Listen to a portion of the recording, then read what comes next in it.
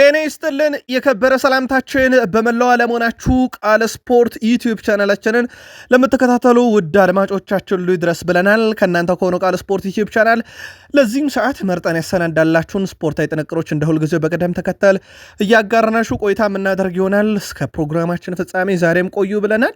ላይክ፣ ሰብስክራይብ፣ ሼር ማድረግ ግን እንዳይረሳ ውድ ቤተሰቦቻችን። በመረጃ ሰዓታችንም ውድ ቤተሰቦቻችን ለእናንተ ውድ አድማጮቻችን አስቀድመን እንደ ሁልጊዜው ሀገራዊ ጉዳዮችን እናነሳለን። የ513,000 ብር የኢትዮጵያ ደሞዝ ተከፋይ ስለሆነው ኢትዮጵያዊ ሰው አስቀድመን እናነሳለን።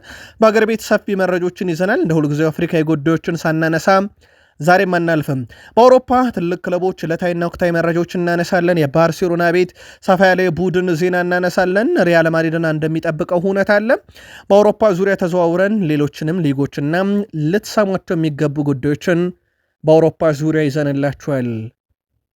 በተወዳጁ እንግሊዝ ፕሪሚየር ሊግ የመረጃ ሰዓታችን በርከት ያሉ ዕለታዊ ጥንቅሮችን ለእናንተ ውድ አድማጮቻችን ዛሬም ይዘንላችሁ መተናል። በቅደም ተከተል እንዲሁም የምናጋራችሁን ውድ ቤተሰቦቻችን በፕሪሚየር ሊጉ የወቅቱን አነጋጋሪ ተጫዋቾችን እንዲሁም የእናንተ ውድ አድማጮቻችን ጥያቄ ያካተቱ ጉዳዮችን ካነሳን በኋላ በፕሪሚየር ሊግ ታላላቅ ክለቦች የቶትንሃሙ ተጫዋችን በተመለከተም ቶማስ ፍራንክ የሚሉት ነገር አለ። በቢግ ሲክስ ሌላ የምናነሳው ጉዳይ የማንቸስተር ሲቲ እና የአንቶኒዮ ሴሜንዮ ዝውውር ጉዳይ እንዴት ባለ መልኩ እንደተጠናቀቀ እንነግራችኋለን። ያው ዝውውሩ ተጠናቋል። ያው ሲቲ ይህን መረጃ እስካጠናቀርንበት ሰዓት ይፋ አላደረገው። ምናልባት ዜናውን እያቀረብን ይፋ ከሆነ እንነግራችኋለን። ሲቲዝኖች ቆዩን። በቼልሲም በኩል አንድ እቅድ አለ ተብሏል። እቅዱ የአሰልጣኝ ሹመት ዙሪያ በተያያዘ ነው። ስለዚህ ከዚህ ጋር በተያያዘ ቼልሲም ደጋፊዎች እንደዚሁ በተመሳይ የምናደርሳችሁ መረጃ ስላለም የቼልሲም ደጋፊዎች እንደ ሁልጊዜው እስከ ፕሮግራማችን ፍጻሜ ዛሬም ከኛ ጋር ቆዩ ብለናል። ሊቨርፑሎች ተጫዋች አስፈርመዋል። ከዝውውር ጋር በተያያዘ አርኔ ስሎት ጥያቄ ቀርቦላቸው ምላሽ ሰጥተዋል። ከዛ ውጭ የሊቨርፑል ዓላማ ምን እንደሆነ እሳቸው በግልጽ አስቀምጧል። የአርኔ ስሎቱን ቡድን ሊቨርፑልን የተመለከተ ሰፊ ጥንቅር ይዘናል። ሊቨርፑላውያን ቆዩን። በማንቸስተር ዩናይትድ የመረጃ ሰዓታችን ቀጣይ ከጃንዋሪ 17 እስከ ጃንዋሪ 25 ባለ ጊዜ ውስጥ የፕሪሚየር ሊጉን አናት ያሉ ክለቦችን ይገጥማሉ። በዚህ ሰዓት ላይ የቡድኑ ወሳኝ ተጫዋች ብሩኖ ፈርናንዴዝ እና ከአፍሪካ የሚመለሱ ተጫዋችን በተመለከተ ሰፊ ጥንቅር ይዘናል። ወደ አቋሙ ተመልሷል ስለሚባለውም ተጫዋች ከሁስኮርድ ያገኘውን መረጃ ይዘናል። በማንቸስተር ዩናይትድ በኩል በቡድን ዜና ሰፋ ያለ ጥንቅር እንደዚሁም እናደርሳችሁ ይሆናል። በአርሰናል የመረጃ ሰዓታችን ጨዋታ ጊዜ እያገኘ አይደለም ስለተባለው ኢዜ ማስረጃዎችን ይዘን መተናል። አርሰናል ከዝውውር ጋር በተያያዘ በበርካታ ክለቦች የሚፈለግ ተጫዋች ላይ አሁን የአርሰናልም ስም ተገኝቷል። የቀድሞ የአርሰናል ሌጀንድም የአርሰናልን የዋንጫ ጉዞ በተመለከተና ዴክላን ራይስ የሚሉት ነገር አለ። ሰፋ ያለ ቡድን ዜና ለአርሰናል ደጋፊዎችም ይዘናል። እስከ ፕሮግራማችን ፍጻሜ ቆዩ። ላይክ፣ ሰብስክራይብ፣ ሼር ማድረግ ዛሬም እንዳይረሳ ብለናል። ለሀሳብ አስተያየታችሁ ግን አስቀድመን ዛሬም አመስጋኞች ነን። ምርጫችሁ ስለሆነም እናመሰግናለን። የዜና ሰዓታችንን ሁልጊዜ የሚለቀቅ በትን ሰዓት ካያችሁም የዜናውን ፈጣንነት ታረጋግጣላችሁ። ፈጣን መረጃዎቻችን አሁንም ተጀመሩ። አብራችሁን ቆዩ። የኢትዮጵያ ብሔራዊ ቡድን ሹመት ትልቅ ትርጉም አለው እያሉ ነው አሰልጣኝ ዮሐንስ ሳህሌ። ይህንን ኃላፊነት ባለኝ አቅም ለመወጣትና ለአፍሪካ ዋንጫ ለማሳለፍ በዝግጁነት ስራዬን ተረክቤያለሁ ብለዋል። አሰልጣኝ ዮሐንስ ሳህሌ በዛሬው ዕለት የኢትዮጵያ ብሔራዊ ቡድንን በይፋ ተረክበዋል። ስለ አሰልጣኙ ቅጥር ዝርዝር ሁኔታም በአሁኑ ሰዓት በፌዴሬሽኑ በኩል መረጃ ለሕዝብ ተጋርቷል። በመግለጫው አሰልጣኝ ዮሐንስ ሳህሌ ከዚህ ቀደም የነበራቸው ስራና ወጣቶች ላይ ያላቸው ልምድ ታይቶ በቀዳሚነት ሊመረጡ መቻላቸው ተገልጿል። አሰልጣኝ ዮሐንስ ሳህሌ ለቀጣዮቹ 2 ዓመታት የዋሊያዎቹ አሰልጣኝ ይሆናሉ። አሰልጣኝ ዮሐንስ ሳህሌ ዋሊያዎቹን ለ2027 አፍሪካ ዋንጫ እንዲሁ ቡድኑን ማሳለፍ ይጠበቅባቸዋል። አሰልጣኝ ዮሐንስ ሳህሌ ወራዊ ያልተጣራ 513,000 ብር ወደ ካዝናቸው ይገባል። ቢጠራም ከዚህ ብዙ ዝቅ አይልም። አሰልጣኝ ዮሐንስ ሳህሌ በሰጡት አስተያየት የኢትዮጵያ ሀገሬ ብሔራዊ ቡድን ሹመት ትልቅ ትርጉም አለው ብለዋል። አያይዞም ይህን ኃላፊነት ባለኝ አቅም ለመወጣት እና ለአፍሪካ ዋንጫ ለማሳለፍ በዝግጁነት ስራዬን ተረክቤያለሁ ብለዋል። የኢትዮጵያ ብሔራዊ ቡድን የአሰልጣኝ ሹም ሽረት ሂደት በዛን ያክል ደረጃ የህዝቡን ልብ ከፍ ዝቅ ያደርጋል ተብሎ ባይጠበቅም፣ ምክንያቱም ብሔራዊ ቡድናችን ባለፉት ጥቂት ዓመታት ውስጥ በአፍሪካ መድረክ ላይ ለመሳተፍ ቀርቶ በሀገር ውስጥ እንኳን ጨዋታ ማድረግ ያልቻለ ብሔራዊ ቡድን እንደሆነ ይታወቃልና ብዙ ተስፋ የማይደረግበት ብሔራዊ ቡድናችን በአሰልጣኝ ዮሐንስ ሳህሌ ሲመራ በወር እሳቸው 513,000 ብር ደሞዝ ይከፈላቸዋል። የኢትዮጵያ ፕሪሚየር ሊግም መርሃ ግብሮች ቀጥለው እየተካሄዱ ይገኛሉ። በ14ኛ ሳምንት የኢትዮጵያ ፕሪሚየር ሊግ አንደኛው ጨዋታ ሽረ ምድረገነትን ከነገሌ አርሲ ያገናኘ ጨዋታ ነበረ። ጨዋታው በነገሌ አርሲ 1-0 አሸናፊነት ተጠናቋል።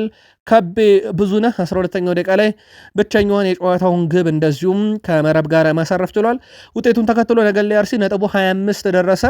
ሽረ ምድረገነት እዛው 17 ላይ ለመቅረት ተገዷል። የነገሌ አርሲ ጉዞ ዘንድሮም እንዳደገ ቡድን አይደለም። 25 ነጥብ ነው የሰበሰበው። ልብ አድርጉ። የኢትዮጵያ ፕሪሚየር ሊግ ላይ የወጥነት ችግር በሁሉም ቡድኖች ላይ ያለ። ባለፈው ዓመት ዋንጫ የበላ ቡድን ዘንድሮ ለመትረፍ እንደሚጫወት ይታወቃል። ወልዋሎ ዓዲግራት ዩኒቨርሲቲ ከአዳማ ከተማ ያደረጉት ጨዋታ ሌላኛው ጨዋታ ነው። 1-1 በሆናቸው ውጤት ተጠናቋል። ጨዋታ በወልዋሎ ዓዲግራት ዩኒቨርሲቲ በኩል ኩሩቤል ወንድሙ 21ኛው ደቂቃ ላይ፣ በአዳማ ከተማ በኩል ቢኒያም አይተን በፍጹም ቅጣት ምት 74ኛው ደቂቃ ላይ ገቦቹን አስቆጥረዋል። ወልዋሎ ዓዲግራት ዩኒቨርሲቲ ቢያንስ ከአምናው ይሻላል። ምንም ግብ ያላየንበት የሲዳማ ቡናና የአርባ ምንጭ ከተማ ጨዋታ ነው። ይህ ጨዋታ ደግሞ 0-0 በሆነ አቻ ውጤት ተጠናቀቀ። ከነኚህ ሁለት ጨዋታዎች በኋላ ሲዳማ ቡና ነጥቡ 29 ደርሶ መሪነቱ አሁንም በአንደኝነቱ አጠናክሮ ቀጥሏል። አዳማ ከተማ 2 ነጥብ፣ ወልዋሎ ዓዲግራት ዩኒቨርሲቲ 11 እና አርባ ምንጭ ከተማ 8 ነጥብ ላይ ተገኝተዋል።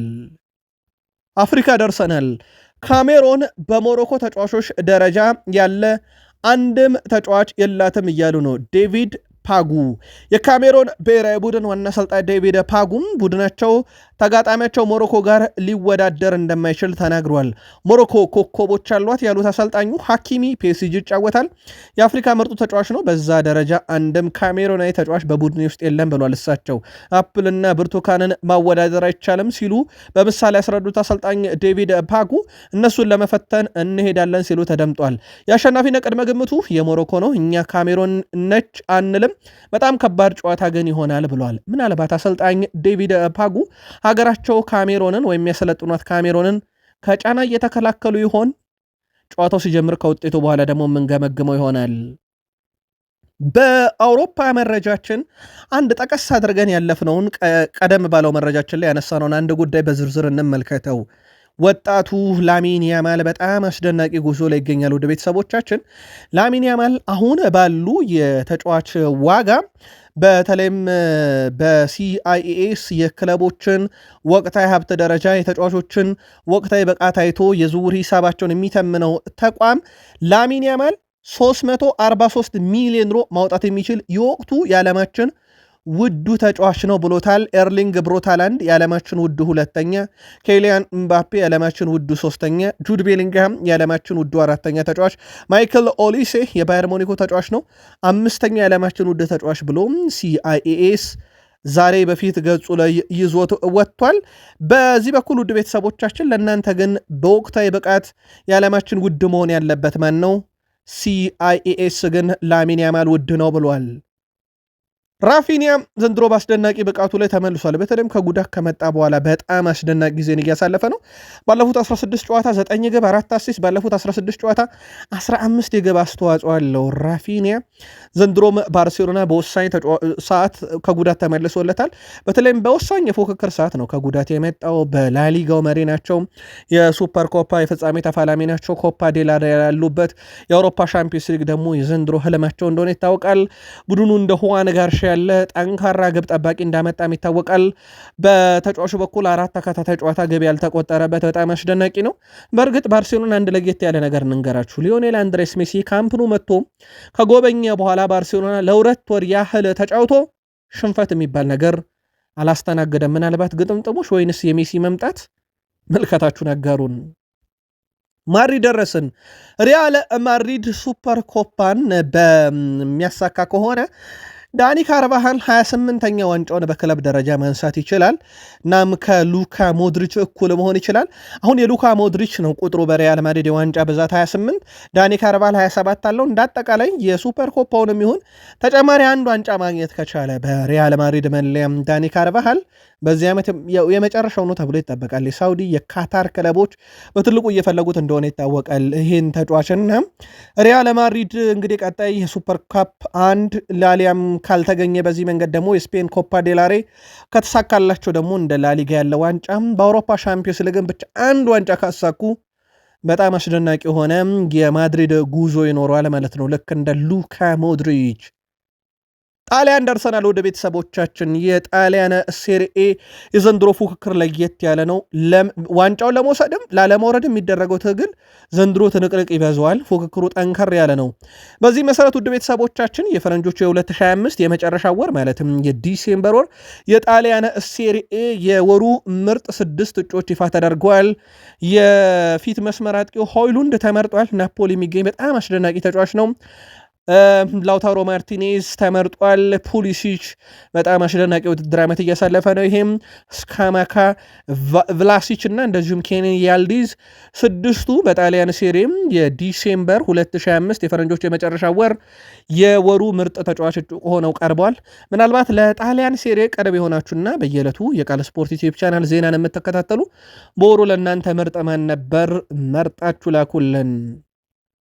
ዘ ስፔሻል ዋን ጆዜ ሞሪኒዮ ተጫዋቾች ልምምድ ማዕከል ያድራሉ ብለዋል። የቤኔፊካው አሰልጣኝ ጆዜ ሞሪኒዮ ከደረሰባቸው ሽንፈት በኋላ አደራችን ልምምድ ማዕከል ነው ብለው ለተጫዋቾቻቸው ገለጻ ልከዋል። ወደ ቤት አንሄድም፣ ሁላችንም ወደ ልምምድ ማዕከል እንሄዳለን፣ እዛ ነው የምናድረው ሲሉ ሞሪኒዮ ተናግረዋል። አክለውም እንቅልፍ መተኛት እንደማይችሉ ተስፋ አደርጋለሁኝ ሲሉ ተደምጧል። ከረጅም ጊዜ በኋላ ነው ቤኔፊካ ሽንፈት ያስተናገደው። ሞሪኒዮ ከደረሰባቸው ሽንፈት በኋላ ምናልባት ተጫዋቾቹን ለማነቃቃት ወይንስ ለቅጣት ነው ወደ ልምምድ ማዕከል እንጂ ወደ ቤት አንሄድም ያሉት? ጉዳዩ በጣም አነጋጋሪ ነው። ግን የሳቸው ቡድን ከረጅም ጊዜ በኋላ ያስተናገደው ሽንፈት እንደሆነ ይታወቃል።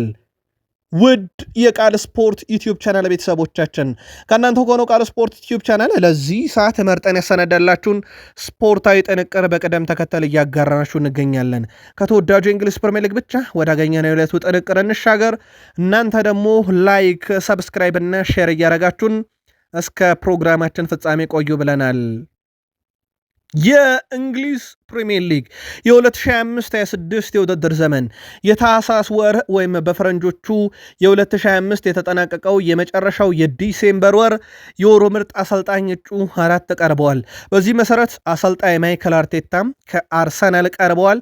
እንደዚሁም ኡናይ ኤምሬ ከአስቶን ቪላ፣ ዳንኤል ፋርክ ከሊድስ እኚህ ሊባረሩ 2 ጨዋታ ቀነ ገደብ የተሰጣቸው ሰው ናቸው ዛሬ ለወሩ ምርጥነት እጩ የቀረቡት።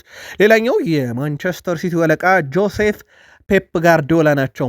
በፈረንጆቹ የመጨረሻ ወር የ2025 ዲሴምበር ምርጥ አሰልጣኝ ለእናንተ ማን ነበር መርጣችሁ ልትልኩልን ትችላላችሁ።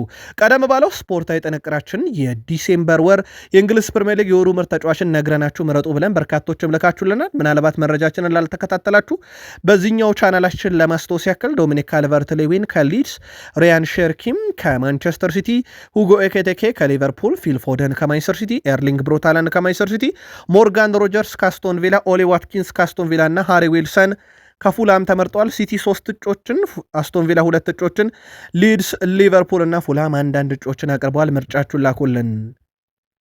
ከዛ በተጨማሪ ውድ ቤተሰቦቻችን የዲሴምበር ወር የተቆጠሩ ግቦች ምርጦችም እንደዚሁ ይፋ ተደርጓል እጮቹ።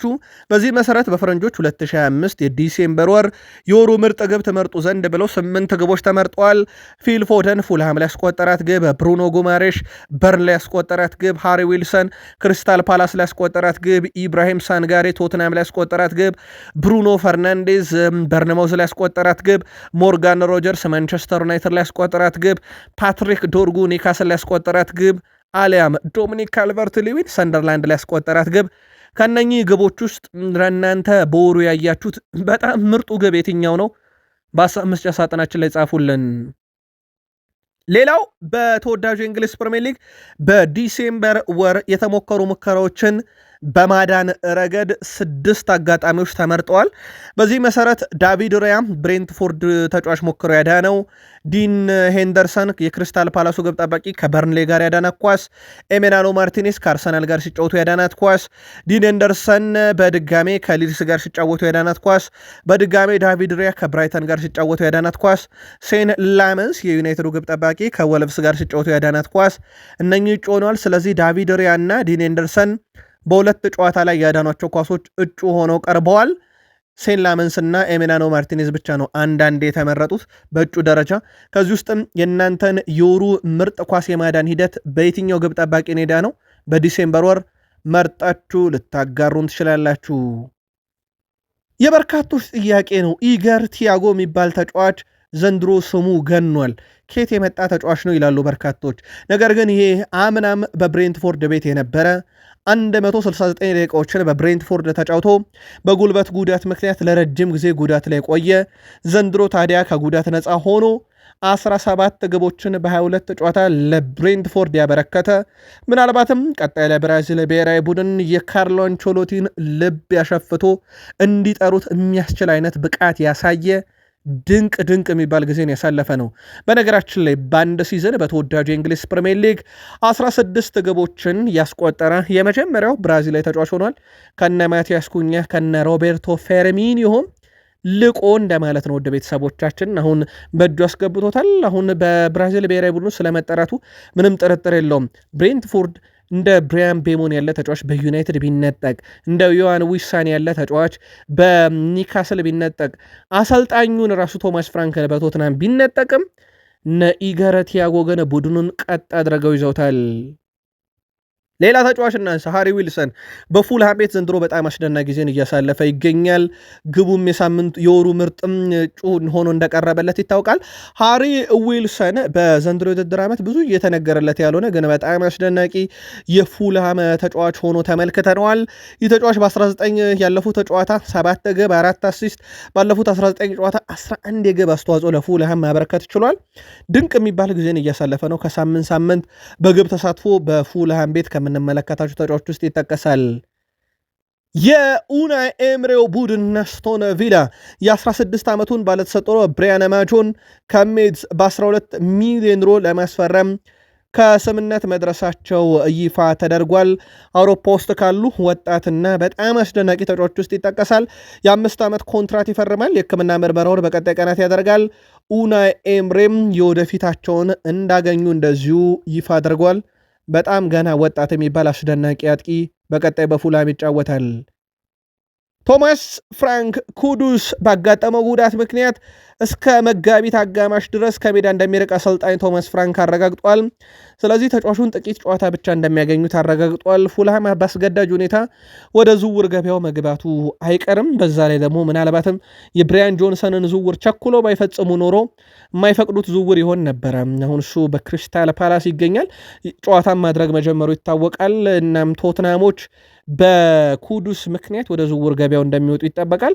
ቶማስ ፍራንክ ግን ወሳኙን ተጫዋቻቸውን ቢያንስ እስከ መጋቢት መጨረሻ ወይም አጋማሽ ድረስ እንደማያገኙት በዛሬው ዕለት በጋዜጣዊ መግለጫ ላይ አረጋግጠዋል። ሲጠበቅ የነበረው የአንቶኒዮ ሴሜኔ ዝውውር የመጨረሻው ምዕራፍ ላይ ሲደርስ 42 ቁጥር መለያን ይለብሳል። በጋና ታሪክ ውዱ ተጫዋች ነው። ውድ ቤተሰቦቻችን፣ ለመሆኑ የዚህ ተጫዋች የዝውውር ሂደት እንዴት ተጠናቀቀ የሚለውን እንገራችሁ። ማንቸስተር ሲቲ አንቶኒዮ ሴሜኔ ዝውውር ሂሳብ በ24 ወራት ውስጥ ከፋፍለው ለበርንማውዝ ይከፍላሉ። ክለቡ ተጫዋቹን በኮንትራት ማፍረሻ ቢያስፈርመውም ሙሉ ክፍያውን በቀጥታ ለመክፈል ይገደድ ነበረ። በርንማውዝ በኩሉ ከኮንትራት ማፍረሻው የበለጠ የዝውውር ሂሳብ እንደሚቀበሉ ተረጋግጧል። የተጫዋቹ ውል ማፍረሻ 65 ሚሊዮን ፓውንድ ቢሆንም በዛ ከሸጡት ከተለያዩ አስገዳጅ ክፍያዎች በኋላ የሚደርሳቸው 60 ሚሊዮን ፓውንድ ነበር።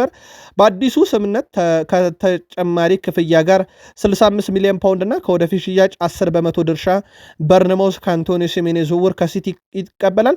በተጨማሪም ለ3 ተጨማሪ ጨዋታዎች የሴሜኔ ግልጋሎት ማግኘትም እንደቻሉ ይታወቃል። በዚህ ምክንያት በበርንማውዝ በኩል ዝውውሩ ላይ በብዙ መንገድ ተጠቃሚ የነበሩበት ነው። ውድ ቤተሰቦቻችን ይህን መረጃ ለእናንተ ውድ አድማጮቻችን እስካደረስንበት ሰዓት ድረስ ሲቲ ዝውውሩን ኦፊሻሊ አላስታወቀም። ዝውውሩ ግን ተጠናቋል። ስለዚህ ሲቲ ኦፊሻል ሲያደርገው እኛ የምንነግራችኋለን። ግን ለሲቲ ደጋፊዎች ዝውውሩ ተጠናቋል። አንቶኒዮ ሴሜኔ 42 ቁጥር መለያ ለብሶ በማንቸስተር ሲቲ መጫወት ይጀምራል። ካልም ማክፍላረን ቀጣይ በቼልሲ የ21 ዓመት በታች ቡድንን እንደሚረከብ ይታወቃል። የቀድሞ ስራውም ያ ነው። በጊዜ ነበር የተረከበው። አሁን ላይ በቼልሲ አመራሮች ዘንድ አንድ እቅድ አለ ተብሏል። ይህም ሊያም ሮዤኒየርን በአጋዥነት የአሰልጣኝ ስታፍ አባል ውስጥ እንዲቀላቀል ፍላጎት አላቸው ተብሏል። በዚህም ጉዳይ ላይ ከአዲሱ አሰልጣኝ ሊያም ሮዤኒየር እና እንደዚሁም ደግሞ ከራሱ ከካልም ማክፍላረን ጋር ከሰሞኑ ውይይት ያደርጋሉ ተብሏል። በጉዳዩ ላይ ምናልባትም አፋጣኝም ውሳኔ ሊወስኑበት ይችላሉ ተብሎ ይጠበቃል። ውሳኔው እጃችን ላይ ከደረሰ እናደርሳለን። የአሰልጣኙ በተለይም የዋናው ቡድን አሰልጣኝ አሁን የሆኑት ሊያም ሮዘኒየር ፍቃዳቸው ያስፈልጋል። ከዚህ ጋር በተያያዘ እሳቸውም የራሳቸው የአሰልጣኝ ስታፍ አባላት ስላላቸው እኛ አሰልጣኝ ግን ወደፊት ተስፋ የሚጣልባቸው አይደሉም ወይ ካለም ማክፍላረን። በእርግጥ በፉላም ተሸንፏል ቡድናቸው፣ ግን የማይረሳው በጎዶሎ ተጫዋች ለረጅም ጊዜ መጫወት ግዴታ ውስጥ እንደነበሩ ይታወቃል። ሊቨርፑል የ17 ዓመቱን ሴኔጋላዊ የመሃል ተከላካይ ሞር ኒዴን ለማስፈረም ከስምነት መድረሱን ይፋ አድርጓል። ሌላ በጣም አስደናቂ ወጣት ተጫዋች ነው ሊቨርፑል ለማስፈረም ከስምነት የደረሰው። በግራ በኩል የመሃል ተከላካይ ሆኖ መጫወት ይችላል። ይህ ሴኔጋላዊ ተጫዋች ከ17 ዓመት በታች የዓለም ዋንጫም በጣም አስደናቂ የሚባል ጊዜን ያሳልፏል። ሊቨርፑሎችም ዝውውሩን ለመፈጸም እንደ ምክንያትም የወሰዱት ያንን ከ17 ዓመት በታች የነበረውን የዓለም ዋንጫ ውድድር ላይ የነበረው አስደናቂ ብቃት ነው። ሞር ንዴ በቀጣይ ሰዓታት ውስጥ በክለቡ እንግዲህ ተገኝቶም የሕክምና ምርመራውን ያደርጋል ተብሎ ይታሰባል። እንደ አጠቃላይ ሊቨርፑል በዚህ የዝውውር መስኮት ኢፊያ ዱኬ 17 ዓመት በታች ተጫዋች፣ ሞር ንዴ 17 ዓመት ተጫዋች፣ ኖ ኦዲያኮን የ19 ዓመት በታች ተጫዋች ለአካዳሚ ቡድናቸው እያስፈረሙ ነውና አካዳሚውን በደንብ እያጠናከሩ ይገኛሉ። ከነኚህ ዝውውር ጋር በተያያዘ ስለ ዋናውስ ቡድን ተብሎ ነበረ አሰልጣኝ አርኔ ስሎት እኛ በአሁኑ ሰዓት የሚያስፈልገን ጉዳት ላይ ያሉ የሚገኙ ተጫዋቾች መመለሳቸው ነው። ምክንያቱም በጣም ጥሩ ተሰጥኦ ያላቸው ተጫዋቾች አሉን ብዬ አስባለሁ ብሏል። እነዚህ ሁሉም ተጫዋቾች ተመልሰው ከመጡ እያንዳንዱ ጨዋታ ማሸነፍ እንደምንችል አምናለሁ፣ እንዲሁም አሳይተናልን ብሏል። ለምሳሌ አርሰናልን አንፊልድ ሮድ ላይ ስናሸነፍ፣ ቪላን በሜዳችን ስናሸንፍ፣ ሪያል ማድሪድን ስናሸንፍ፣ ኢንተር ሚላንን ስናሸንፍ ያ ስብስብ ነበረ፣ ግን የተወሰኑትን በጉዳት አጥተናል። ስለዚህ ከዝውውር በላይ የሚያሳስበኝ ጉዳት ላይ ያሉ ተጫዋቾች ናቸው ብለዋል አርኔ ስሎት። ሁሉም ተጫዋቾች የሚያገኙ ከሆነ ጥሩ ቡድን ነው ያለንም በስብስባችን ውስጥ ሰፊ ጥራት ነው። ስለዚህ የጥር ዝውውር መስኮት ካሰብኩ በአእምሮዬ ውስጥ የሚመጣልኝ ይህ ነው፣ ተጫዋቾቼ ከጉዳት እንዲመለሱልኝ ብለዋል አርኔ ስሎት በጥር ዝውውር መስኮት ላይ ለስካይ ስፖርት በሰጡት ሐሳብ ነው። ምናልባት የሚቀየር እቅድ ካለ ተከታትለን እናመጣዋለን። ዓላማችን 4 ውስጥ መጨረስ ነው ብሏል አርኔ ስሎት። የሊቨርፑል አሰልጣኝ አርኔ ስሎት በአሁኑ ሰዓት ቡድናቸው ስለ ሊጉ ዋንጫ ማሸነፍ እያሰበ እንዳልሆነ ተናግሯል። አሁን ላይ በፕሪሚየር ሊግ የመጀመሪያ ትኩረታችን 4 ወይም 5 ውስጥ መጨረስ ነው ያሉት አርኔ ስሎት አክለውም ከማንኛውም ክለብ ጋር መፎካከር አለብን። አስቸጋሪ የሆነ ፉክክር ቢገጥመንም ግን ተፎካክረን የአውሮፓን ትኬት መቁረጥ አለብን ብሏል። አሁንም ሻምፒዮንስ ሊግ፣ ኤፍ ኤ ካፕ አለን። እነኚህ ላይ ራሳችንን መወሰን እንችላለን። ፕሪሚየር ሊጉ ላይ ደግሞ ቢያንስ ቶፕ 4 አሊያም ቶፕ 5 ውስጥ ጨርሰን የአውሮፓን ትኬት መቁረጥ ይጠበቅብናል ብለዋል። በሊቨርፑል በኩል ምን ያህል እምነት አላችሁ? ክለባችሁ ዘንድሮ በዋንጫ ፉክክር ደረጃ አሊያም በቶፕ 4 የማጠናቀቅ አሊያም ምን ያህል ዋንጫ ሊያሳካ ይችላል? የሊቨርፑል ደጋፊዎች አጋሩን። የሊቨርፑል መረጃ ግን ይህ ብቻ አይደለም፣ ተጨማሪ መረጃ ይዘናል። በድጋሚ የሊቨርፑል ደጋፊዎች በዚህኛውም ዜናችን ላይ እስከ ፕሮግራማችን ፍጻሜ ከቆያችሁ በክለባችሁ ዙሪያ ተጨማሪ መረጃ ይዘናል። አሁን ግን ወደ ዩናይትድ እንለፍ።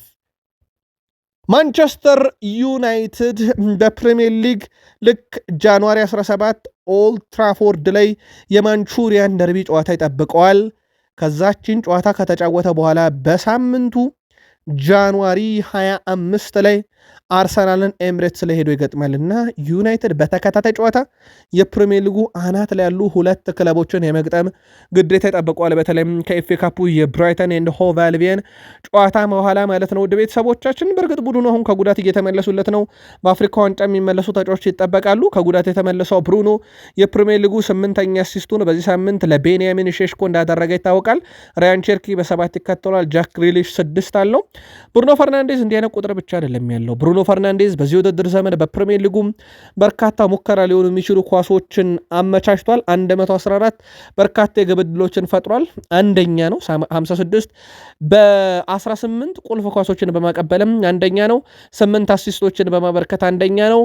አሲስት ሊሆን የሚችል ኳስን በማበርከትም አንደኛ ነው። ከአጠቃላይ ከሊጉ ይህን የመሰለ ውድ ተጫዋቻቸው ከጉዳት እንደተመለሰ ይታወቃል።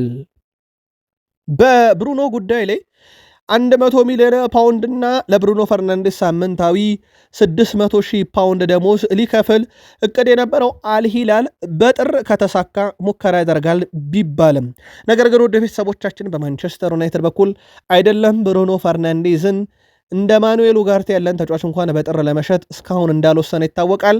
በእርግጥ ኡጋርቴ በሰሞኑ ድንቅ ብቃት አሳይቷል። የዩናይትድ የጥር የዝውውር መስኮት ገቢ ከሌለ ወደ ክለቡ ወጪ አይኖርምና የብሩኖን በዛው የሚታይ ጉዳይ ነው። ስለዚህ ብሩኖ ፈርናንዴዝ በጥር ማንቸስተር ዩናይትድ ለቆ ወደ የትኛውም ክለብ ይሄዳል ተብሎ ባይጠበቅም አሊላል ከሆነ በጥር ካልሆነ ግን እቺን 100 ሚሊዮን ፓውንድ እና ሳምንታዊ 600,000 ፓውንድ ደሞዛቸውን ቀጣይ ክረምት ላይ ለብሩኖ ሚጌል ፈርናንዴዝ ያቀርባሉ ተብሎ ይጠበቃል። ያለፈው የክረምት የዝውውር መስኮት በሩበን አሞሪ ቆይልን የቆየው ብሩኖ ቀጣይ ክረምትስ በማን ቆይልኝ ይቆያል ይጠበቃል። ቤንያሚን ሼሽኮም ከበርንሌ ጋር በነበረው ጨዋታ በተጋጣሚ ሳጥን ውስጥ ሆኖ 5 ኢላማውን የጠበቀ ሙከራ አድርጓል። ምናልባት ከ5 በላይ ሞከሩ የፕሪሚየር ሊግ ተጫዋቾች ሊኖሩ ይችላሉ። እንደ ቤንያሚን ሼሽኮ ግን ሳጥን ውስጥ 5 ኢላማውን የጠበቀ ሙከራ በአንድ ጨዋታ በዚህ የውድድር ዓመት በፕሪሚየር ሊጉ ያደረገ ተጫዋች የለም። ሌላ በጣም አስደናቂ ነገር የዳረን ፍሌቸር ቡድን ለቤንያሚን ሼሽኮ በጣም ምቾት የሚሰጥ ሆኖ የተመለከትንበት ሳምንት ነበር። የሁለት ግብም እንዳስቆጠረ ይታወቃል። ምናልባት በቀጣይ ጨዋታ ላይ ወሳኝ ሆኖ ሊቀጥል ይችላል። የጨዋታ ስታይሉ በዚሁ የሚቀጥልለት ከሆነ ለእሁድ ኤፍ ኤ ካፕ ጨዋታ የመድረስ ነገር ከባድ ቢሆንም ነገር ግን ማንቸስተር ሲቲ ጨዋታ ድረስ አንዳቸው ወደ ዩናይትድ ይመጣሉ። ብራያን ቤሞ እና ኑስር ማዝራዊ ከሁለት አንዱ 100% የተረጋገጠ ነው። እርስ በርስ ስለሚገናኙ የአፍሪካ ዋንጫ 8 ብሔራዊ ቡድን ስለቀረ ከዚህ በኋላም እየተቀነሱ ስለሚመጡ ዩናይትድ በአፍሪካ ዋንጫ ያጎደሉትን ተጫዋቾች እያገኘ እንደሚመጣ ይጠበቃል። የዳረን ፍሌቸር ቡድን ማንቸስተር ዩናይትድ ያው አንድ ጨዋታ ነው በእርግጥ ተርፍ ሙር ላይ ሄደው ማንቸስተር ዩናይትድን የመሩት። በዚህ አንድ ጨዋታ ላይ ግን በጣም ትልቅ ቁጥር ቡድኑ አስመዝግቧል። ያው ድለቢስ የነበረበት ጨዋታ ነው። ማንቸስተር ዩናይትድ ካለው ኤክስጂ አንጻር ዩናይትድ ጨዋታውን የማሸነፍ ንጻሬ ነበረው። በርንሌ በአንድ ኢላማውን የጠበቀ ሙከራ ነው ግብ አስቆጥሮባቸው 2-2 የወጡት። ማንቸስተር ዩናይትድ ግን በጨዋታው ላይ አጠቃላይ 30 ሙከራዎችን ያደርጓል በርንሌ ላይ። ይሄ ማለት በፈረንጆች አቆጣጠር 2016 ነው ማንቸስተር ዩናይትድ በአንድ ጨዋታ ላይ 30 ሙከራዎችን ያደረገው የነበረው። ይህንን ቁጥር አሻሽሎታል። ምናልባት አንደኛው የሳቸው የጨዋታ አቀራረብ እንዳልኳችሁ ቤንያሚን ሼሽኮን ብዙ ሙከራ እንዲያደርግ ያስቻለም፣ ከዛ በዘለለ ማንቸስተር ዩናይትድ እንደ ቡድንም ብዙ ሙከራ እንዲያደርግ ያስቻለና ሞር ቡድኑ በመከላከል ረገድ ያው ኤክስፒሪየንስ ነገር ሊነሳ ይችላል። እንደ ሃይደን ሄቨን ያለ ተጫዋች መከላከሉ ላይ የተወሰነ መሳሳት ቢኖርም ግን ፊት መስመሩ ላይ በጣም አደገኛ የሆነ ቡድን እንዲሆን አስችሎታል። ምናልባት የአፍሪካ ዋንጫ ላይ ያሉ ተጫዋቾች ሲመለሱ እሳቸው ራሳቸው እስከዛ ካለቀቁ ክለቡን ምናልባት ሌላ ጠንካራ ቡድን ሊያሳዩን ይችላሉም ተብሎ እንደዚሁ ይጠበቃል። በአርሰናል ኢብሪቼዜ መጫወቻ ደቂቃ አጥቷል። እውነት ነው። ግን ውድ ቤተሰቦቻችን አንድ ማስረጃ እንንገራችሁ። ኢብሪቼ ኢዜ በክሪስታል ፓላስ የመጨረሻ 3 ዓመታትን 2022-23 ለክሪስታል ፓላስ ልክ በዚህ ሰዓት አጠቃላይ ለእንግሊዝ ጨምሮ ማለት ነው ለፓላስ እየተጫወተ 15 ጨዋታ ብቻ ነበር ያደረገው። ከዛ በቀጣዩ ዓመት 2023-24 በዚህ ሰዓት 14 ጨዋታ ነበረ ለፓላስ ያደረገው። 2024-25 የሱ የመጨረሻ ውድድር ዓመት በፓላስ 19 ጨዋታ ነው ያደረገው በሁሉም መድረክ በዚህ ሰዓት ላይ። ዘንድሮ በአርሰናል በዚህ ሰዓት 27 ጨዋታ አድርጓል። ካምነው የመጨረሻው ጨዋታ በራሱ ተጨማሪ 8 ጨዋታ አድርጓል።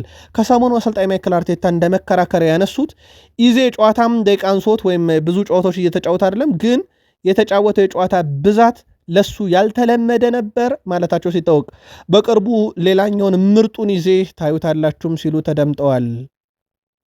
አርሰናል በዝውውር መስኮቱ ላይ እንቅስቃሴ የማድረግ ፍላጎት አለው ተብሏል። በተለይም እንደ ማርክ ጉዌን ያለ ተጫዋች ሁኔታ መከታተል ጀምሯል። ተጫዋቹ በጥር ከፈለገው ክለብ ጋር መደራደር ይችላል፣ በተለይም ከፕሪሚየር ሊግ ውጭ ካሉ ክለቦች ጋር።